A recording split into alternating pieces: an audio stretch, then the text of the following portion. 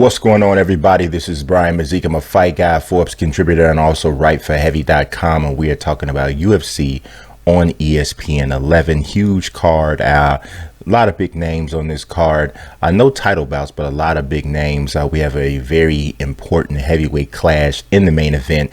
Curtis Razor Blaydes taking on Alexander Volkov in that main event. But before we jump into talking about this entire card, as usual, we want to let you know we are powered by Fight TV and presented by Bet Online. If you are watching this on YouTube, please go ahead and click that subscribe and that notifications bell. And also, don't forget to like the video. It makes a lot of difference. It helps the channel quite a bit. I enjoy bringing these predictions to you guys, let you guys know what I think. Maybe you're picking bet. I don't know betting. I don't know what you're doing. Regardless, I like bringing you the information about the upcoming UFC events.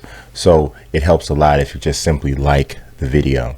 So without further ado, we're going to jump into what is the first video or the first match on this particular card.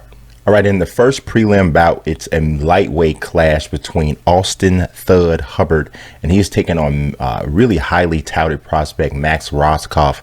Roskopf steps in on short notice for Joe Selecki, who had to be pulled due to an injury that he suffered leading up to this bout. Now, Roskopf is, like I said, a top-notch prospect. He's 5-0 right now.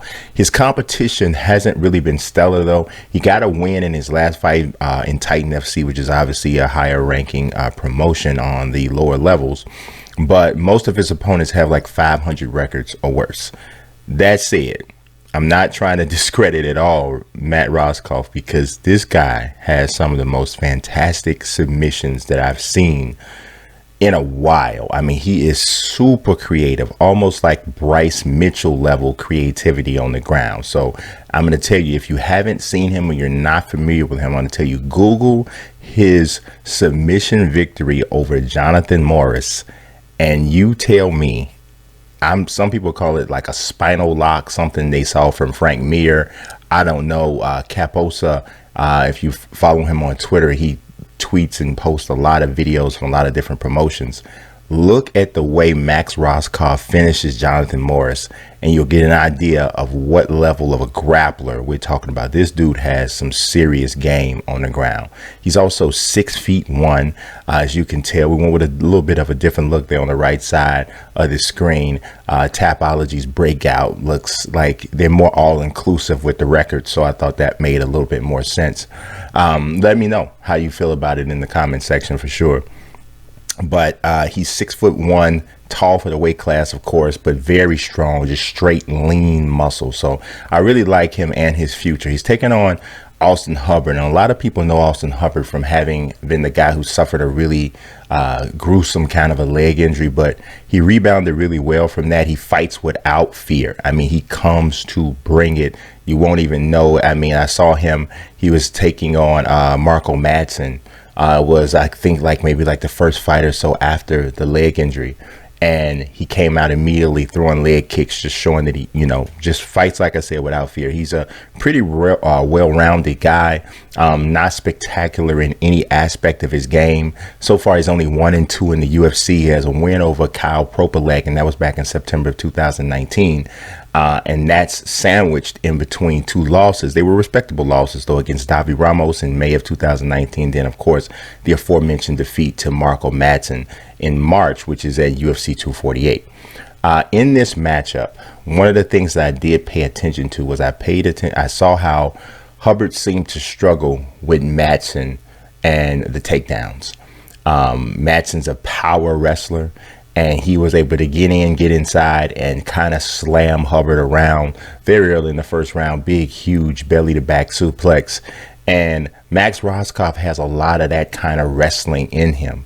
The difference between Roskopf and Marco Madsen is that not only does Roskopf have the ability to get in and get those takedowns and to get that wrestling going, but because of his high level submissions, he also has the ability to get finishes on the ground, which is why he's been so prolific in that area. He is, according to Bet Online, a minus 175 favorite to win this fight, despite the fact that he's coming in on short notice. And Austin Hubbard comes in as a plus 150 underdog. I'm going to have to really side with the odds makers here. I don't see, I won't go as far as say I don't see a way that Austin Hubbard can win, but I certainly see more ways for Max Roskopf to come in, getting a win in his UFC debut. I got him as a submissions win in the first round. I just think that his ground game and grappling and overall submission level is going to be too high for Austin Hubbard. And I think that the Extreme Couture Zenith MMA product gets the victory, even though it's always tough for me to go against anybody from Team Elevation, because those guys have such a strong group of which to train with, and then training at Elevation gives those guys so much, or just fantastic stamina. But I gotta go with Roskopf here. First round submission victory is my prediction. In a women's flyweight bout, we got Roxanne the Happy Warrior Modafferi against Lucky Lauren Murphy. This one is a battle between two flyweights who are ranked in the top 10 right now, but just towards the bottom of the ranking. So both of them are still, more than likely, you would have to say, at least 2 wins away from getting to a point where they could potentially challenge for a title. Well, Roxanne Modafferi has already fought for one. She fought for the inaugural flyweight championship, lost to Nikki Montano. So she's been to that point when the belt was first introduced, but trying to get her way back up there. She has tons of experience. This is going to be her 41st professional fight, so that is a lot. She's not terribly athletic. Anybody who's ever seen her fight, they know. She's tough as nails, though, very solid on the ground. Her striking's never going to be great. It just isn't. She just doesn't have the level of athleticism, fluidity, and speed, and that quick twitch athleticism that usually is what makes a good striker great or an average striker good. So she is about an average to slightly above average striker, and this is all based off of dedication, time, training, and the work she's put into it. But I think from a striking standpoint, she's about where she's going to be, especially when you consider she's also, definitely older. 37 years old. So she's, like I said, been around a long time. But Lauren Murphy's 36, so they're right there in the same age bracket. But like I said, Roxanne Modafferi has gotten a lot better on her feet. At one time, when I first started watching her, it was pretty much all ground game. She looked like a complete fish out of water standing, but she's gotten much better with that. You saw her in her last fight against Macy Barber. She was able to really hold her own on her feet against a very strong and powerful striker, much younger than her. She was winning the fight even before Macy Barber tore her ACL in that fight. So Modafferi didn't win because of the torn ACL. That was just a product of what happened in the octagon. So I have a lot of respect for her and what she brings into the cage. Now, Lauren Murphy is active inside the octagon. She's tough. She's very experienced herself. She's, this is her going to be her 17th professional fight. Seems like she's been around for a long time with the UFC. I think she's going to have a slight speed advantage in the stand-up here. Just a little bit more varied attacks, but Roxanne can surprise you. She'll add a little bit of a wrinkle to her striking, just a couple things. So she's very smart, very high fight IQ, and fights within herself very well. But from an athleticism standpoint, I think Lauren Murphy might have a slight edge. Murphy's definitely a more powerful striker.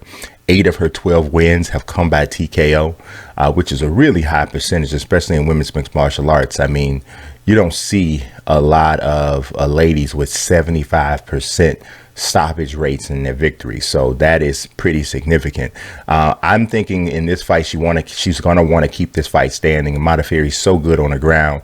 Murphy's no slouch down there. She's never been finished in that way. So she's never been finished at all, as a matter of fact. So she's just super tough and schooled enough on the ground most of the time to avoid submissions. People generally don't even take her down that often.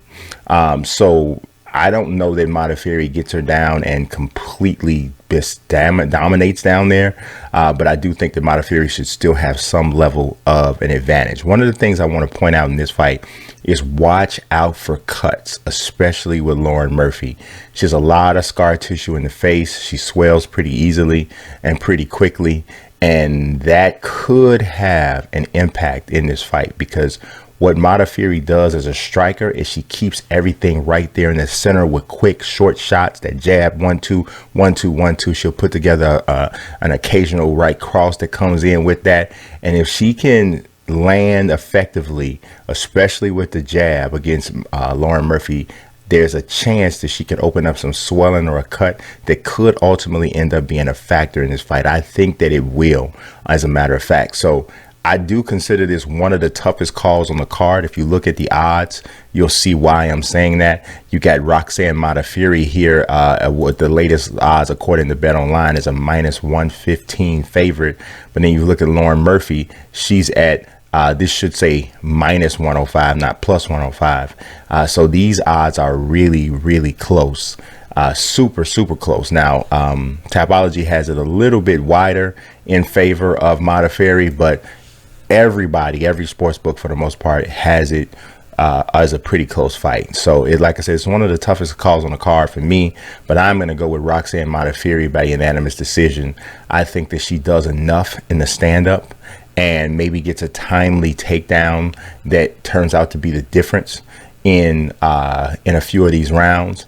And while I don't think she'll dominate and get a submission, I do think she'll be able to control Lauren Murphy on the ground, getting some valuable top time, and then that will lead her to the victory in the judge's eyes. So even if it's a split decision, I think it goes the distance, and I think Roxanne Modafferi gets the victory.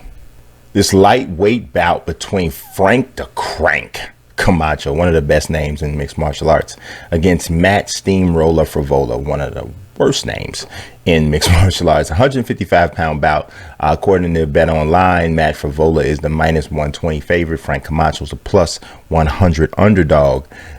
This could be the fight of the night. It really could be. Matt Fievola probably prefers it. It's not. He probably wants it to be, because he definitely is a scrapper, but I think it's more in his favor if it's not one of those kinds of fights. But Frank Camacho has a way of kind of drawing people into that, win or lose. He is a pure KO artist. 17 of his 22 wins in his career have come by KO. He hasn't fared that well in the UFC. While he's been in some exciting fights, he has normally come out on the losing end. He has fought some really good guys, though. Lost to Beneil Dariush with a oh my God, nasty, completely one-sided victory from Dariush. He picked him apart on the feet at first, just kept changing angles. Dariush hit Frank Camacho with almost every conceivable strike. He hit him with so many things, I forgot how to say conceivable.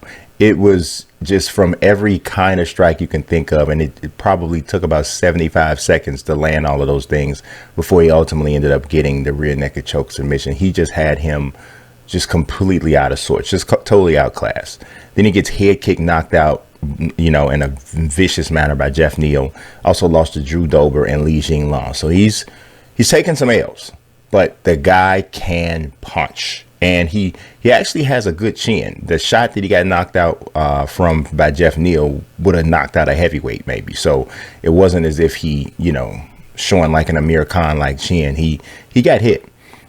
He's not hard to hit, which is the problem. He loves to stand and bang. He has, like I said, shown a great chin in the past, with the exception of, even with the knockout to Jeff Neal. One of the problems I feel he has, even more so than not moving the head enough, is that he doesn't really defend the takedowns well. And in this fight, I think that could be a major issue for him, because Fievola, if he's approaching this the right way, it's got to be wrestling. He has to really focus on that. He has to resist the temptation to get into some stand-up with him for too long. I think that's one of the things that Fievola made a mistake. He ended up still getting the victory over Luis Pena, but I think that he stayed standing too long and didn't attack those takedowns and the slams as quickly as he should have. He does have power. He is very tough, but I think that he would be wise not to try to test those things and standing with Camacho too long, even though I'm not sure that it's not still a fight that Fievola could win if he approaches it that way. But I think that if he stands and trades with Camacho, he's literally giving him a chance to win a fight. He's basically allowing him to fight in the only way that I think Camacho really has a chance to win. Fievola's on a 2-fight winning streak over really pretty strong competition. Beat Jalen Turner, who is one of the brightest young stars in the UFC. The aforementioned win over Luis Pena. He drew with Lando Venata right before that. So I think this is another close one, but I think that ultimately if Fievola fights smart, which is always a big if, I get caught up sometimes with kind of seeing a game plan for a guy or girl, and then they get in the octagon and they do something completely different. And my prediction is based on what would have happened if they'd have fought the fight that I thought they should have fought. So you always kind of have to try to gauge what fight do you think they're gonna present. And with Fievola still on the way up, he can't afford to be trying to do too many different crazy things. He has to get this victory. He can't lose this fight to Frank Camacho, not if he wants to continue to ascend. So I think he's going to depend on his wrestling. Hopefully he gets to it for him. Hopefully he gets to it sooner rather than later. I think that would be better. But in any case, I'm going to go with him via second round submission. To be totally honest, it could come as early as the first round if he cuts to the chase and gets right to what is his best game plan. But I got Matt Fievola by submission win, and going with the odds makers who have him as a -120 favorite. We got another women's flyweight bout. This one is cast iron Courtney Casey against Jillian the Savage Robertson. Very interesting fight. Another one that is razor thin as far as the odds. BetOnline has Courtney Casey as a slight -104 underdog and Jillian Robertson as the -116 favorite. This one cannot get much closer. Robertson is one of the best submission girls in the division. She is just a wizard on the ground, just aggressively pursues the takedowns. Once she gets to the ground, she can get to the back very quickly and very easily. Really good at securing chokes. Her issue is she's not a good striker. Her hands and her feet are really slow. And we saw that a lot against Maycee Barber. Maycee Barber is so powerful and athletic, and she really just overpowered Robertson. Robertson got in on a high crotch, was trying to get the takedown, just could not get it because of the physical strength combined with Maycee Barber showing some good technique to fight off the takedown. And then she started raining elbows and shots from inside, and just the power was just too much, and Jillian Robertson just couldn't really compete at all in any space. So that was an issue. So when she's not running into somebody who is so much more physically gifted than her from a speed and strength standpoint, she has a much better opportunity to win. She's very tough, though. She can take some shots because she took some punishment from Maycee Barber that many of the women in the division probably would have faded before she did, and she got stopped in the first round. So that just tells you what level of punishment and shots she was taking up until that point. The other thing you got to remember, she's just 25 years old. So she's still getting better at this point. So there may be some sort of new wrinkle that she shows. She is also training in an American top team. So she's rolling and training with the best girls out there, or many of them. And, including Amanda Nunes and, all kinds of Kayla Harrison, all kinds of people are coming through that gym. So she's getting great work. But there's only so much that can be done when a person has a limitation from an athleticism standpoint. Now, Courtney Casey's not a freak athlete either. She's an average striker, I would say, but she is so super tough and resilient. She's improving on the ground. I think we saw that in her submission victory over Mara Romero basically in Casey's UFC flyweight debut. I think she looks much better at this weight. She's stronger, it appears, just even more confident. Even though she's already a really fiery kind of a personality, she seems even more confident at flyweight. So I think in this fight, obviously, she needs to stop these takedowns. She cannot allow Jillian Robertson to get in an advantageous position on the ground. She's just too good down there, even though we've seen Courtney Casey show that she can be tricky off her back. But Jillian's just not the type of opponent you want to play around with on the ground. I mean, she's just too good there. You can find yourself caught up in a situation where you're forced to submit or go out pretty quickly. So I like Jillian to get this fight to the ground ultimately, though. I just don't think that Casey has the type of power on her feet or the type of speed advantage that will prevent Jillian from getting that takedown. I think that Courtney Casey is probably more willing to accept the takedown than maybe Macy Barber would be, because I think Courtney will probably have a little bit more confidence in her ground game, and going to the ground in her mind probably won't be the end of the world.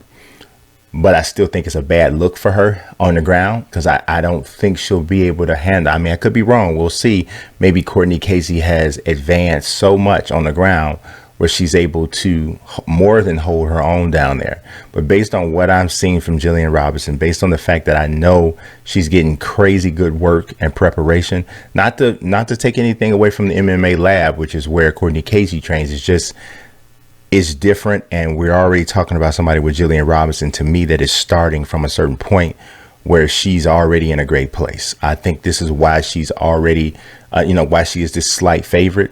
I don't know that she submits Courtney Casey, because I will give Courtney Casey enough credit to say that on the ground, she should probably be able to avoid the submission loss.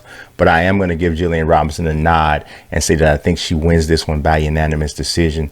I just think that ground game is going to be too much. I don't think Casey has enough on the feet to stop her from getting to the ground game.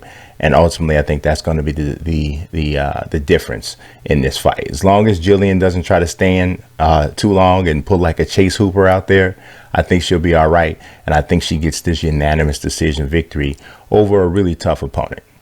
The tough to call women's bouts just keep coming on this card. This one's a strawweight battle between the tiny tornado Tecia Torres and the bull Brianna Van Buren.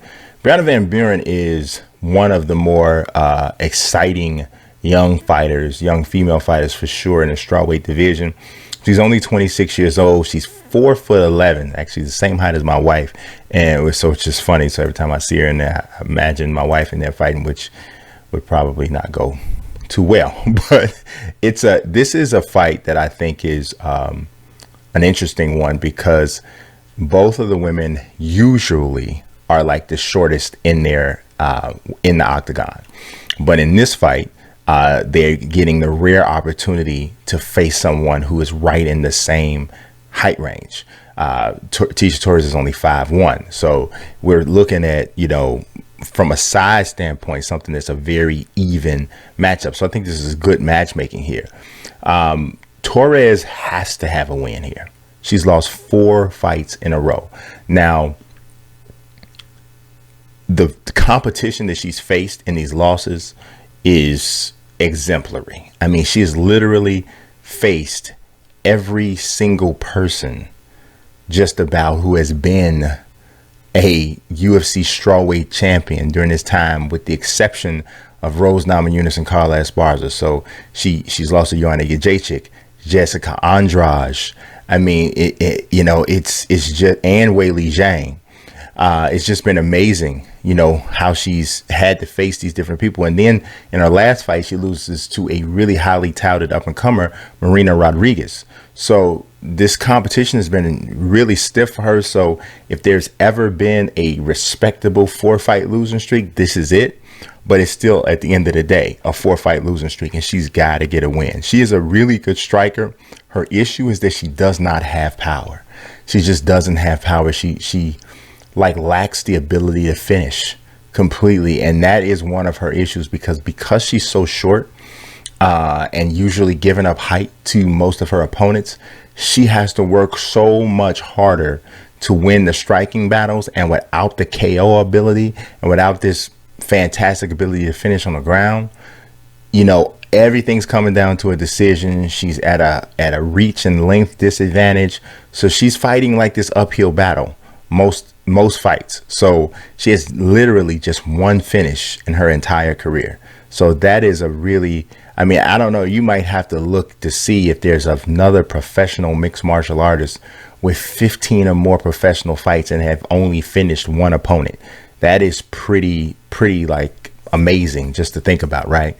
She has to be able to outstrike Brianna Van Buren, and I think this could be one of the rare fights for Torres where she doesn't have a speed advantage, because Brianna Van Buren is lightning fast. I mean, she gets in and out quickly, you know, quick strikes. She transitions from 1-2 combinations in the changing levels to going for takedowns. She's also got a little bit of pop in her hands, even though most of her finishes have come by submission. She's got some pop in her hands. I don't think she knocks Torres out because Torres is pretty tough herself. But I think Brianna Van Buren has a little bit more power in her hands, so her punches and strikes may look a little bit better to the judges for sure. If you know, Torres is on one end of the spectrum from a momentum standpoint, Brianna Van Buren's on the entirely other end. She's on a 6-fight winning streak, got some solid submissions mixed in there. I think she should actually be a little bit better on the ground than Tecia Torres. Tecia Torres is absolutely no slouch down there. I mean, if you think about some of the people that she's faced and been able to either beat or at least survive once the fight went to the ground, then it gives you just even more evidence that, you know, that Torres can handle herself down there. But I think that Brianna Van Buren is probably a little better on the ground, and I also think she's quicker. So overall, I like Van Buren winning this fight by unanimous decision. Like I said, I don't think she'll finish Torres.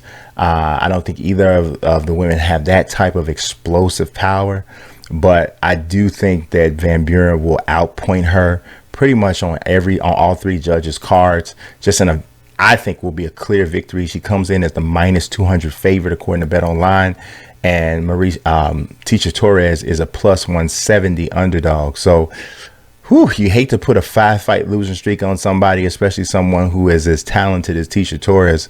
But I think she might be looking at a 5-fight skid here, and it'll show some interesting questions to answer at that point. I mean, you're going into BJ Penn territory then, and with a de-escalating level of competition, for at least from a name recognition standpoint, that's a really troubling point of her career. So we'll see what happens if that is the way it goes. But yes, I have Brianna Van Buren getting the victory. In another fight with two fighters who really need a win, Marc-Andre Barriault, a 3-fight losing streak, is taking on Oscar Imatlo Piota, who is also on a 3-fight losing streak. This one is a little tough it was a little tough to kind of pick a winner here. Both of these guys bring something interesting into the octagon. But like I said, they both came in extremely highly touted. If you look at their records, right, and you consider the fact that they're both on 3-fight losing streaks, Barriault is 11-4. He's on a 3-fight losing streak, which means that every single loss that he's had in his career have come, with the exception of one, has come in the UFC in his last 3 fights. Piota, all of his losses. So he came into the UFC as he was 11-0-1, and then immediately hit this. Well, not immediately. He does have a win there, but hit a 3-fight losing streak. So the step up in competition with the best promotion in the world for mixed martial arts has kind of wreaked havoc on both of these guys' records. Piota comes in as the -130 favorite according to Bet Online. Barriault's a +110 underdog. Barriault's a really good boxer. When you look at him in the octagon, you're like, wow, how does he lose 3 fights in a row? Well, he has fought some pretty good guys. Christoph Jocko's one of them. He just hasn't been able, Barriault hasn't been able to find a way to finish in the UFC. He's had some success during some portions of his bouts, but he hasn't found a way to get the finish to get it done, like either to put a stamp or a definitive stamp on a unanimous decision or a fight that goes the distance, or a way to actually show some power, because he does have power in his hands. He is a good striker. He incorporates some leg kicks there pretty well. He's a good fighter. He's a much, you hear this a lot. People say, oh, he's a better fighter than his record. Well, I believe Barriault is a better fighter than his record. He's just run into some tough situations in the UFC, and he hasn't been able to get a victory. Pineda I think, has been exposed in the UFC for the most part. I think he has slow hands. He is powerful. He has a long neck. He kind of keeps his chin too high up, in my opinion. And I think he's a target, and he's basically almost prone to getting clipped unless something changes with him technically. We saw that in December when he fought Punheli Soriano at UFC 245. He's also, unfortunately for him, subject to submission losses, even though I will say his submission losses came to Rodolfo Vieira and Gerald Michart. Well, both of those guys are fantastic submission practitioners, so we can't say that, this is just to anybody, but he has shown, the propensity to get down on the ground and get caught in those situations. This one,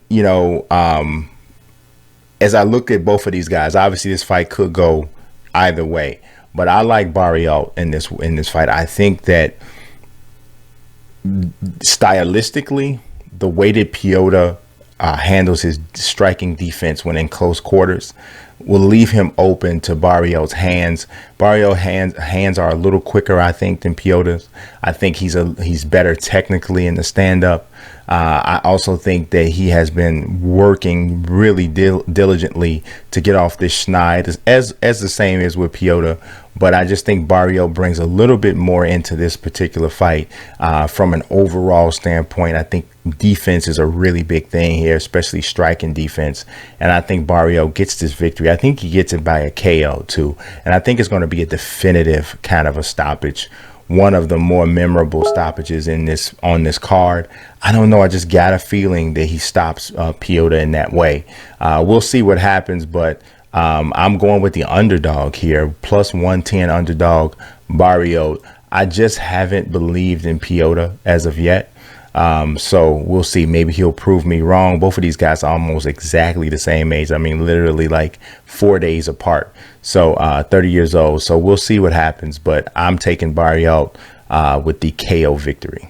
Next, we have a really big step up fight here for Roosevelt, the Predator Roberts in the lightweight division against Jim Miller. Jim Miller is one of the most respected veterans in the UFC. Hasn't ever had a championship, but this is a very good step up fight for Roberts. I mean, Miller is a great grappler, just fantastic grappler, fantastic submissions guy. He's coming off a unanimous decision loss to Scott Holtzman, which for me at this point in Miller's career, he's 36 years old. This is going to be his 46th professional fight. He's starting to show some serious give, right? And with all due respect to Scott Holtzman, but Jim Miller's the kind of guy that you think about him in his prime, you think he probably is able to beat Scott Holtzman. Like I said, 36 years old, getting a little long in the tooth, 46th professional fight. I think it's going to be tough. And I think that's why you're seeing these odds as they are. Roberts is a minus 225 favorite according to Bet Online, and Jim Miller is a plus 190 underdog. Miller's given up a lot of reach and natural athleticism to Roberts. He might be physically stronger, and his best chance to win is getting the fight to the ground. But if you've watched Roosevelt Roberts fight, getting him to the ground is not a automatic anything. He is great on the ground, pretty good off his back, very good at getting back to his feet if he is taken down. He's coming off a dominant victory over Brock Weaver, completely had him outclassed. I personally believe, and I've said this in some previous predictions, I said this in previous episodes of the podcast with Peter, that I believe that Roosevelt Roberts is a future title contender. I so like his boxing. that I think that had he chosen boxing, I think he could have been a contender in that. I just love his balance, love his punching accuracy, love the way he downloads data and makes adjustments with his striking. I think there's a real talent there. Of course, the submission skills are stupid good. Long arms, bigger hands. He's got what he needs from a physical standpoint. Really tall for the weight class, knows how to use the length, which is something that's really important. I mean, if you look at Stefan Struve, he's 7 feet tall, but I don't think he really truly knows how to fight tall. And that might sound so strange for a guy that's 7 feet, but you notice people get inside of Struve way more often than you would think, with him being so tall. Roosevelt Roberts knows how to use that length, and he does it pretty well. His key for this fight, in my opinion, is that he's got to keep his back off the cage. He does have a tendency to fight takedowns with his back on the cage, and he's usually able to avoid them. But against a guy like Jim Miller, who is experienced, has good technique, I can see him dropping down to the double and getting an opportunity to lock his hands and maybe being able to take Roberts for a ride there. He doesn't need to get into those situations. If he can avoid the takedown period, keep that fight in the middle of the octagon for the most part, and keep his back to the center of the octagon, I think he can pick Jim Miller apart the entire fight, perhaps even stopping him. But I'm going to give Miller an opportunity to say, I'm going to give Miller the benefit of the doubt and say that he'll go the distance. 1, because he's tough. 2, because he's a veteran. 3, because Roberts works at a measured pace. And I don't know that. And he hasn't shown like one punch, oh my God, kind of power. He picks people apart. And because Miller's so tough and this is a 3-round fight, I don't know that he'll be able to do enough to get him out of there. But I do strongly believe that Roberts does enough to dominate this fight and get a unanimous decision victory. If Roberts is able to submit Jim Miller, I think at that point Jim Miller has to really consider whether or not he needs to still be doing this, because no disrespect to Roberts, but it's getting tough at that point for Miller. I mean, he's won 3 of his last 5 fights, which is, so you can easily say, but you just wonder for certain veterans what the motivation is to stay around once it becomes clear they're no longer a contender. And I think that that's what we would be seeing with Miller at this point. So, everybody has different motivations. We'll see what happens. But my prediction is for Roosevelt Roberts to get this win by unanimous decision. Lightweight bout between 2 mainstays of the UFC roster, between Clay the Carpenter Guida and Bobby King Green. That picture of Bobby Green, as though he hasn't had hair in a long time. Guida comes in 35-19, man. Do you realize that? I mean, he is about to have his 55th. Is it 55? Might be even more than that. But, I mean, 55th professional fight. Bobby Green is about to have his combined, these guys have 99 professional fights. It's crazy, but I would have to say this is still a bit of a crossroads fight for both guys. Meet me at the crossroads where you won't be lonely. All right, had a breakdown there. But this is definitely one of those kinds of fights. If you look at Bobby Green, he is 1-5-1 in his last 7 fights. That's not ideal, And the weird thing is Bobby is a really good striker, right? Doesn't have a bunch of pop, but he has that, that instinct, the defensive instinct to slip shots. He's really accurate as a counter striker. You can make the argument he's not busy enough. He doesn't put enough into any strike to ever have a major effect. So he finds himself in this position where he's always trying to outpoint guys. And too often he ends up on the shorter end of the stick there. I think he's obviously a better athlete than Clay Guida. Guida it comes forward and he's active and aggressive and nonstop and relentless. But just from a pure speed aspect, I think Bobby will definitely have the edge there. The key for Bobby in this fight, he's got to stop the takedown. He can't allow himself to get taken down. If he does get taken down, he's got to work to get up immediately. Can't allow Clay Guida to get top position where that strength and that wrestling ability starts to take control.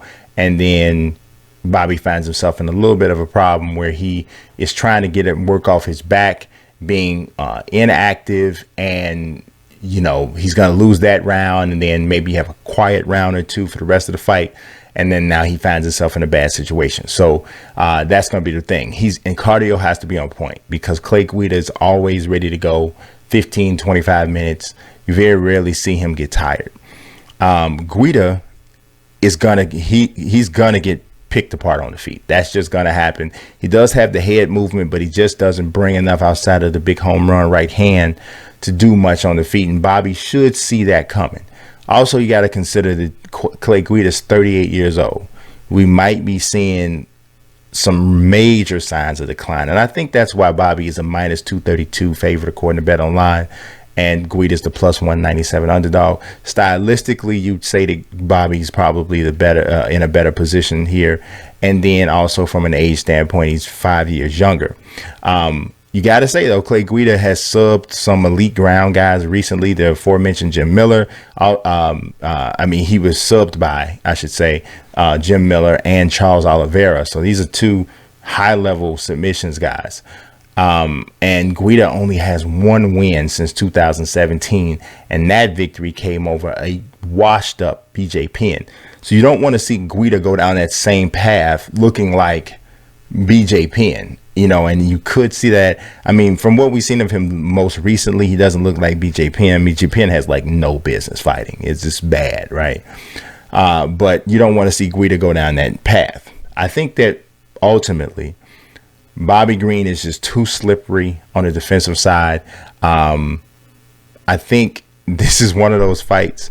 I don't like to get into saying people should retire, because, that can be taken kind of negatively.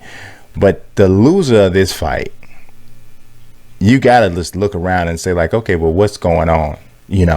Because Bobby's 1-5-1 in his last 7 fights. Clay Guida has one win since 2017, and it was over BJ Penn. I don't know what you do with the loser of this fight. I really have no idea where you go with that from here.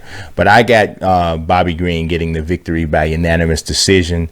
Bobby, like I said, just rarely stops people, but I think he should have enough to kind of pick Clay Guida apart for most of this fight. Long as he can stay off his back, work to get up immediately if he is taken down, this should be a pretty easy victory for him, in my opinion. He got some good placement here with this matchmaking from a stylistic standpoint. We'll see if he can make it stand up, but he is my prediction to win by unanimous decision. A women's bantamweight battle between Rocky Pennington against the Belizean beast Marion Reneau. This fight is I'm gonna be honest, I'm having a hard time getting up for this fight, because I feel like both women have kind of hit their ceiling with the UFC.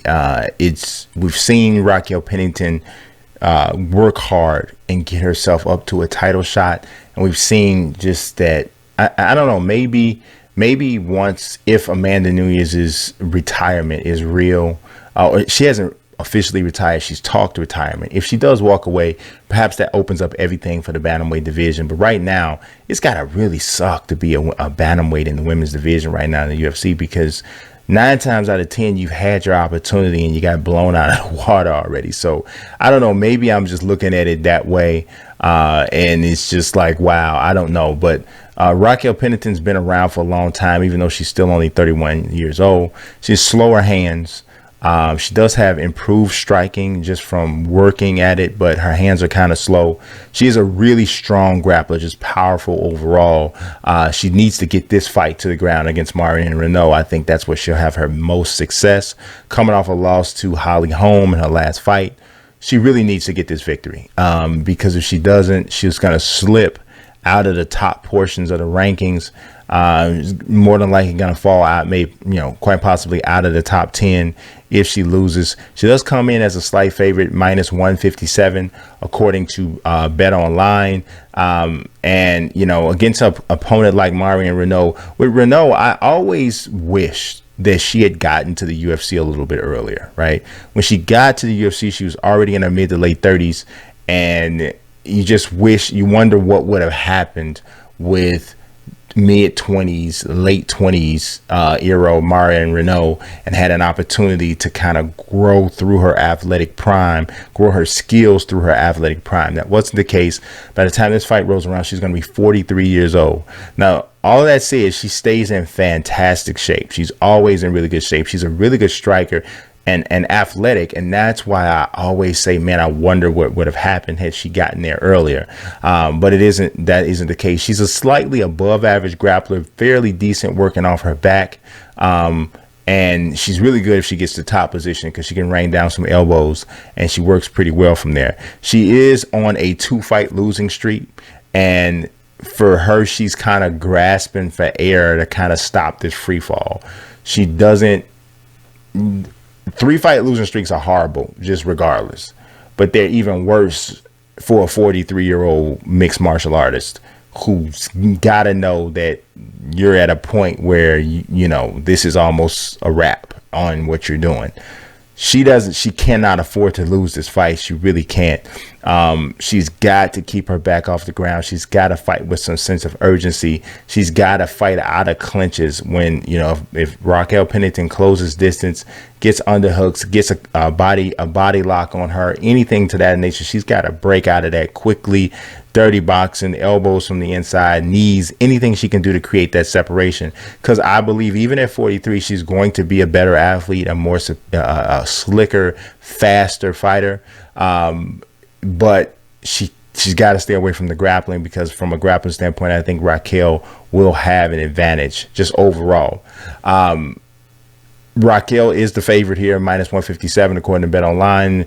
Reneau is a +137 underdog, and as much as I hate to say that Reneau is probably looking at a 3-fight losing streak, because I actually root for her, because I saw her early on when she first got to the UFC, and I saw that there was some talent there. And, you know, I was just, you know, I knew that her window from being in the prime of her athletic career was kind of in a bad place, or not in the most ideal place.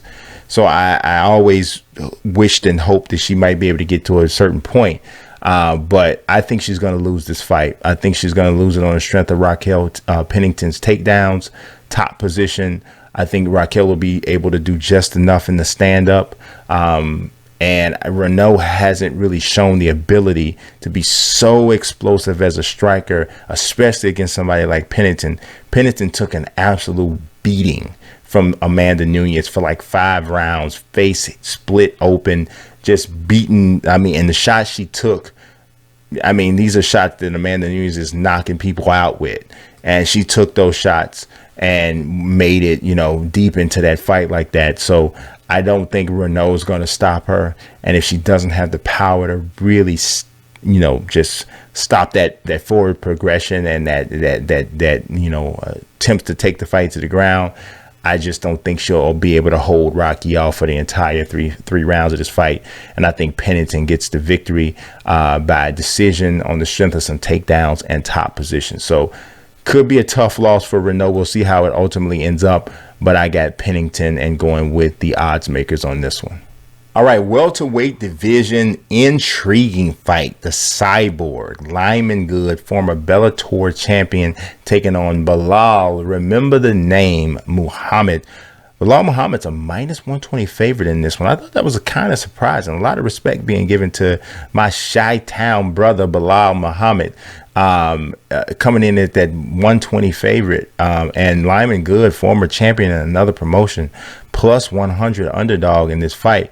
I had a really good time like researching this. Even though I've seen both of these guys fight multiple times, I always still go back and try to watch, and just watching it under the lens or with the eye to say, okay, how is this going to mesh together with these two guys though? Lyman Good is just like, he looks like a welterweight Hulk. I mean, he is a specimen, which is why that Cyborg name is so apropos for him. One of the things I'm going to tell you though, I'm a little concerned because Lyman Good did test positive for COVID-19. So I'm wondering about his recovery, what the symptoms were. I mean, even from a mental standpoint, right? Everything has to be in line for you to be in your best when you step into the octagon. So I don't know if maybe even if he was asymptomatic, right, with COVID-19, there was certain levels of conditioning and training during that time he couldn't do, or shouldn't have been doing. So I don't know. I'm wondering if he's going to have cardio issues. He's had cardio issues in the past, where maybe he didn't completely gas out, but he slowed down significantly. He carries a lot of muscle, which generally zaps that cardio quicker. So I'm wondering about his stamina in this fight. And that's it's pretty much my main concern for him. He is a really good striker, very potent jab. I mean, he picked Chance Recounter apart with that jab in his last fight. Big time power. I'm talking about knock your face off power for Lyman Good, and just really good size and strength overall for the welterweight division. Muhammad is also a good striker, really good striker. He's a very underrated grappler. You don't hear people talking about his grappling as much as you do, his striking. But I think he's a pretty well-rounded guy. I don't know if he's spectacular at either, but solid in all of those areas. He is really tough. He's willing to bang if that's the fight that's being brought to him. I don't think that's the best approach against Lyman Good. Lyman Good has that change of life power. What Lyman Good kind of reminds you of in the octagon from a power and explosion standpoint. It's a little bit of Vitor Belfort. It's a little bit of and I'm talking about TRT Vitor. I mean, Lyman can crack, man, and he's had some injuries and some other stuff that has kind of kept him from really, really showing himself here with the UFC. But he's got some skills and some power. I think Muhammad is a better conditioned fighter, and that's why I think the majority of his danger that he'll be in will be against Lyman Good will come early in the fight. It's tough. This is a really tough call for me because I am concerned about Lyman Good's conditioning and how well he'll be able to handle this. And I think that has something to do with why odds makers have Muhammad as a -120 favorite. But something in me is saying Lyman Good.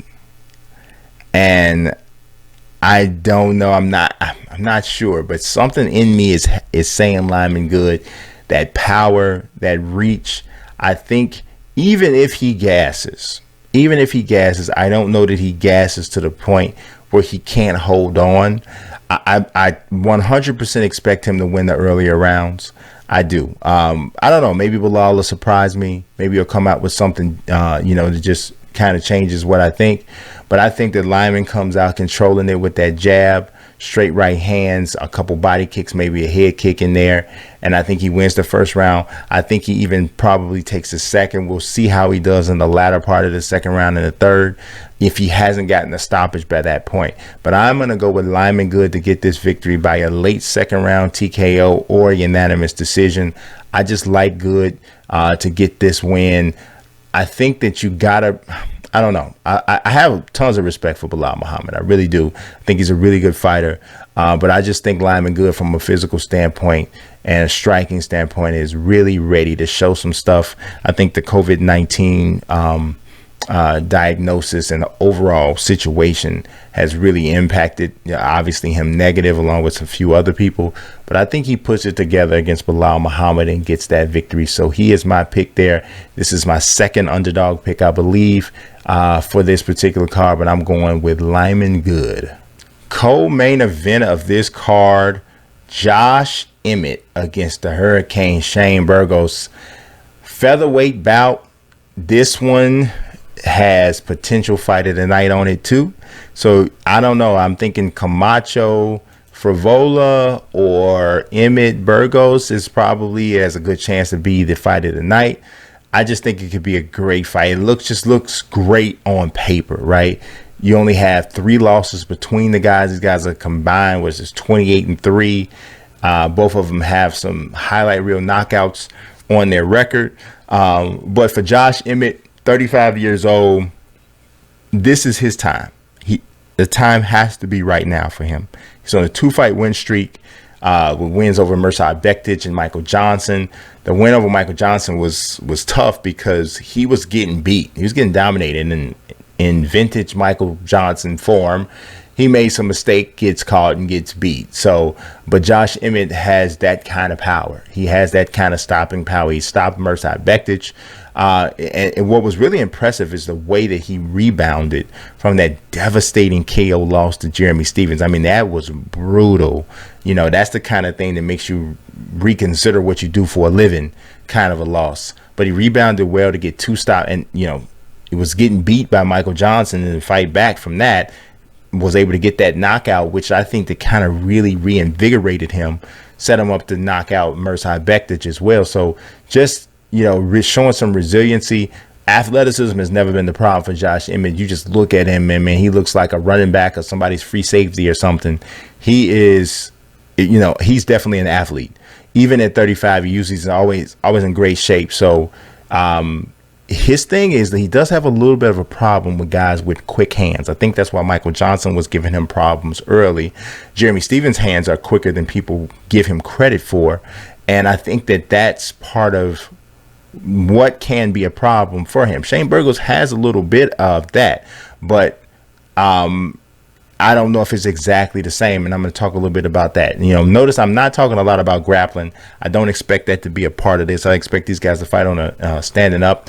If they do go to the ground, I think it would be in Emmett's favor if he can get it there, because I think he's better in that situation. But Burgos has been pretty good fighting off takedowns.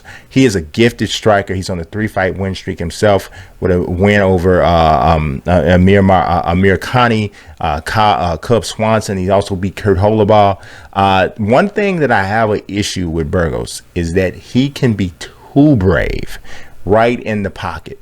He has great punching precision, accuracy. He's got some pop in his hands, but he's a very attitudinal fighter, right? So he gets right there in the pocket. He's got his hands down. He's depending and leaning so heavily on his instincts and the ability to slip and counter.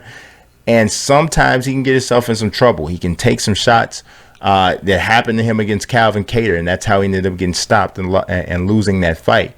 You know, a technical guy who's going to stay in the pocket and deliver that straight A to B type of shot has an opportunity to tag Burgos, especially if they're a little quicker. And I think Burgos underestimated the speed of Calvin Kattar.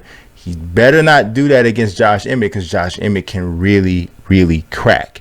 I think Burgos is too willing to trade for this matchup, which I think is one of the reasons I'm leaning at Josh Emmett getting this upset victory. As you can see, according to Bet Online, Burgos is the -135 favorite, according to those odds makers, and Emmett's a +115 underdog. Emmett has to watch the Emmett has to go for a takedown if he gets an opportunity.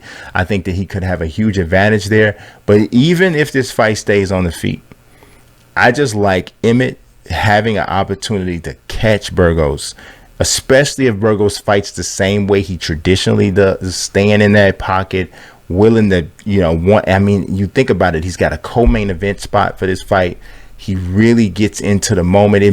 It actually might help him stay on track because there won't be any fans there, but just the way he fights, I think he's lending himself to getting caught by something huge from Josh Emmett, and Josh Emmett can crack. So I'm going to go with Josh Emmett. This is another underdog pick. He's a +115, but I like him to get the victory by TKO over Shane Burgos. Might be a memorable fight as well. So keep an eye out for that, but I got Josh Emmett. All right, it's the main event, people. Curtis Razor Blaydes against Alexander Drago Volkov in the heavyweight division. Both of these guys have won 4 of their last 5 fights. As a matter of fact, Curtis Blaydes only has 2 losses, and both of them came to Francis Ngannou. So he's beating everybody else. This is a stylistic matchup. Wrestler, even though Blaydes has some power in those hands, against a guy who wants to stand and bang, stand and strike in Volkov. Like I said, Blaydes' only 2 losses of his career came to Francis Ngannou. I don't think you can have 2 more respectable losses if you're in heavyweight.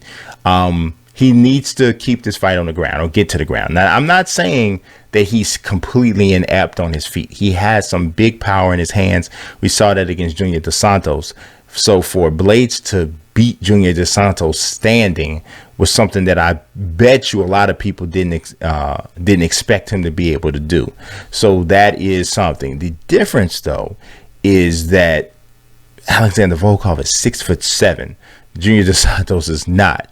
So, you know, Blaydes is a big heavyweight. He's got some height himself, but I mean, if you look at what we're talking about from a reach standpoint, there's only a 1-inch reach advantage, 81 inches for Volkov, but that's 3 extra inches up could be a factor, especially since Volkov is another tall fighter who knows how to use his height, leg kicks, keeping space with front kicks, jabs, all of those different types of things. He's good at that.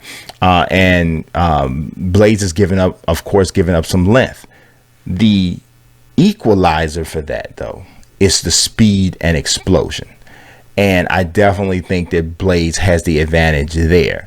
You look at these odds, the odds makers is not having issues at all. They're going minus 405 for Blaydes, plus 305 for Volkov as a pretty significant underdog. I think that Blaydes has to be careful not to take something that can end his night, even though that hasn't been Volkov's MO. He usually kind of picks guys apart and gets his stoppages that way.